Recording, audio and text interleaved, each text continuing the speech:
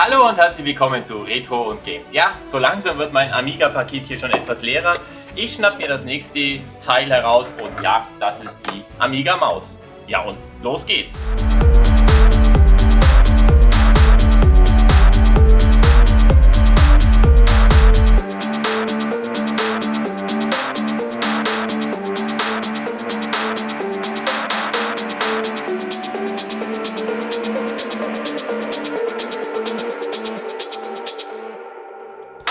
Ja, das Problem mit dieser Maus ist ganz einfach, dass ich kein passendes Testprogramm auf den Disketten gefunden habe. Natürlich gibt es Spiele, die es vielleicht unterstützen, da müsste ich mir erstmal durchforsten, aber ich will sie außerdem gar nicht unbedingt an den Amiga anschließen, denn sollte sie kaputt sein, könnte sie mir im allerschlimmsten Fall sogar den Amiga beschädigen. Deshalb stecke ich sie eigentlich erstmal lieber in den C64. Eine Amiga-Maus kann am C64 funktionieren oder auch nicht. Oder nur mit spezieller Software oder auch erst nach einem Umbau. Das hängt mit der unterschiedlichen Ansteuerung zusammen. So funktioniert umgekehrt eine 1350 Maus am Amiga. Sie simuliert eigentlich auch nur den Joystick, also links, rechts, oben, unten und die Diagonalen. Die kann man natürlich ansteuern und naja klar, ein Druck auf die Taste entspricht der Joystick-Feuertaste. Das heißt aber auch, die Geschwindigkeit bleibt immer gleich, denn ich kann mit dem Joystick natürlich nur nach links drücken, dann bewegt sich der Zeiger nach links, aber die Geschwindigkeit kann ich dann natürlich nicht anpassen. Bei der 1351 Maus von Commodore ist es anders, die nutzt die Pedal-Eingänge des C64, die sind ja mit dem SID verbunden, also die Analog-Eingänge des SID werden hierfür verwendet, die funktionieren beim Amiga nicht. Entsprechend funktioniert die 1351 Maus natürlich nicht am Amiga und kann nur am C64 verwendet werden. Äußerlich schauen die Mäuse alle sehr gleich aus, auch die Amiga-Maus, die dann am Anfang mit dem Amiga 500 ausgeliefert wurde, oder dem 1000er, sah so aus, eine klassische Tankmaus, und entsprechend ist es ein Rätselspiel, ob die nun am C64 funktioniert oder nicht. Ich würde sie trotzdem mal anstecken und schauen, ob überhaupt irgendwas rauskommt. Der Hintergrund ist der, diese Mäuse können zum Teil, manche können es, manche nicht, können zum Teil den Joystick-Modus simulieren und geben dann einfach nur ein links, rechts, oben, unten Signal aus, Diagonal- und Feuertaste, und nicht die übliche Ansteuerung der Maus, was die Geschwindigkeit angeht und die Feinabstufung, in welche Richtung nun wie weit und wie schnell gefahren wird. Lange Rede, kurzer Sinn, ich bolze die Maus jetzt in den C64 und schaue einfach, was passiert. Ich nutze dazu ein Maus-Testprogramm, das es von Commodore gibt. Mal schauen, ob hier eine Reaktion erfolgt. So, ja, also reingesteckt das gute Ding. Ich nehme einfach mal Port 1, ich denke, das tut's. Und dann sehen wir, was passieren wird. So, ja, ich habe jetzt eingeschalten, die Maus ist angestöpselt, wie ihr seht.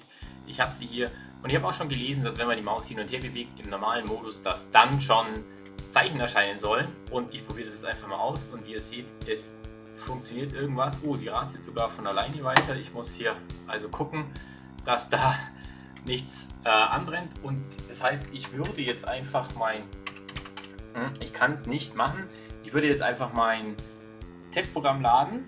Allerdings seht ihr schon, ich kann hier keinen Run Stop Restore eingeben, das heißt, die Maus blockiert hier wohl irgendwas. Jetzt scheint es zu funktionieren. Ich lade mein Programm und ich habe noch ein viel besseres gefunden, hoffe ich.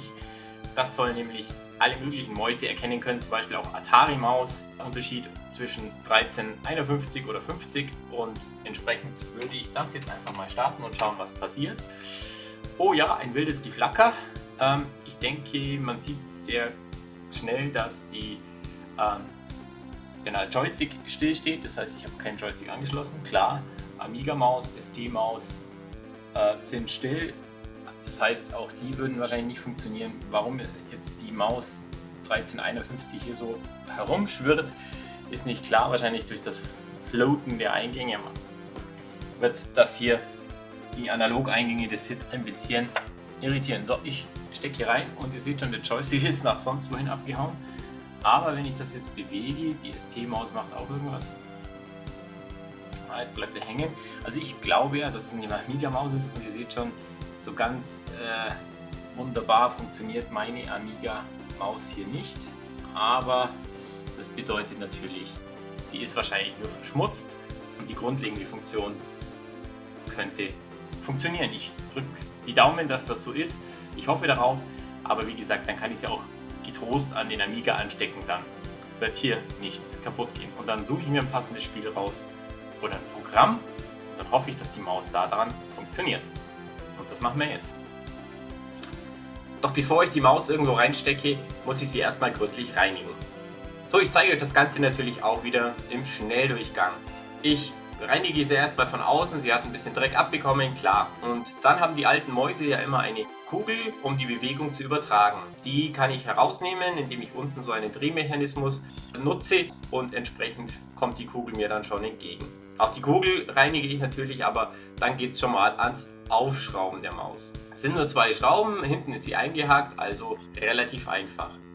Ja, wie funktioniert so eine Maus? Die Kugel überträgt die Bewegung ins Innere, dazu sind unten natürlich auch so Gleitflächen da, die recht rutschig sind, am Mauspad dann zusätzlich leicht zu bewegen. Im Innern sind dann 2 Rollen, die die Bewegung aufnehmen, eine Rolle für links und rechts und eine für oben und unten.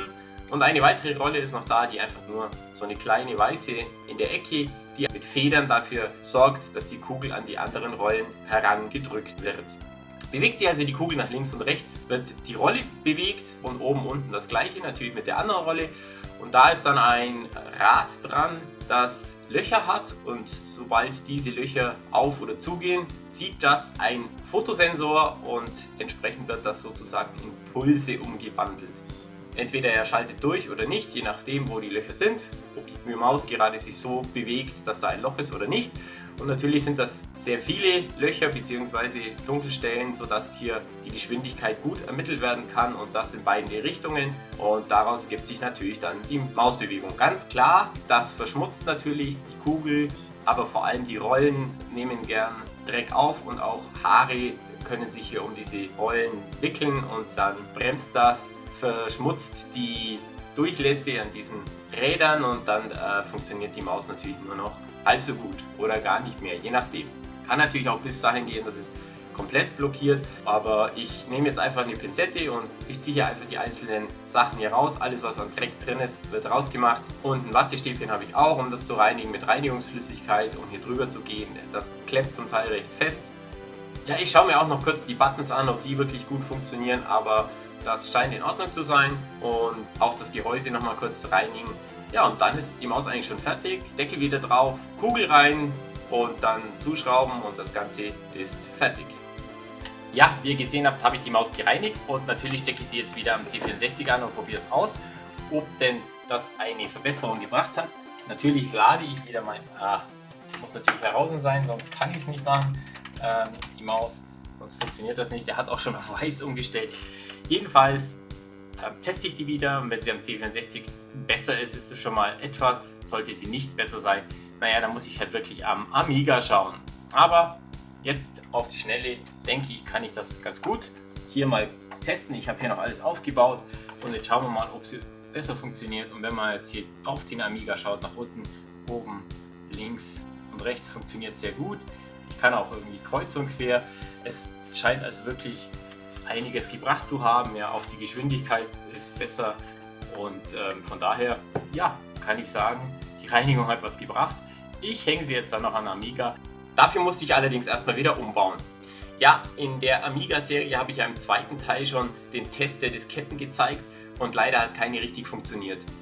Erst recht habe ich keine passenden Testprogramme, sodass ich hier eher den reparierten Port teste als die Maus selber. Naja, ganz so ist es natürlich auch nicht, aber wie ihr seht, habe ich bei der Fehlerausgabe einen Mauszeiger.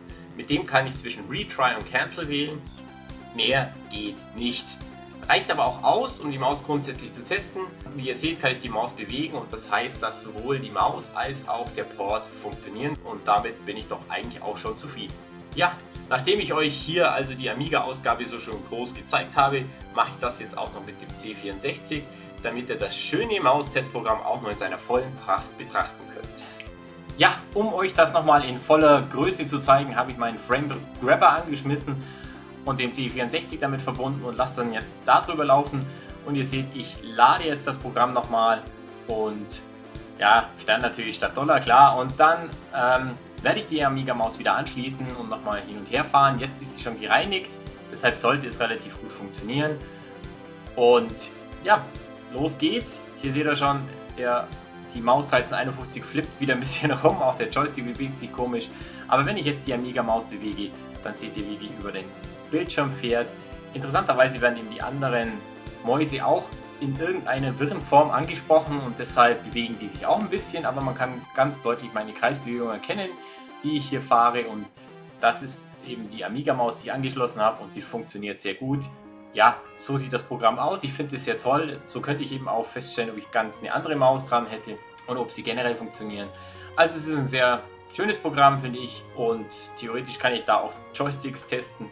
Vielleicht nicht so gut, aber eine gute Idee, das über dieses Sprite zu lösen. Ja, ihr seht, es funktioniert und mehr muss man dazu eigentlich auch nicht zeigen. Ich sag danke fürs Zusehen, schreibt mir in die Kommentare, wenn ihr Lust habt, und schaut wieder rein, wenn es heißt Retro und Games. Und nicht zu vergessen, die Amiga-Serie geht natürlich weiter. Bis dann, ciao!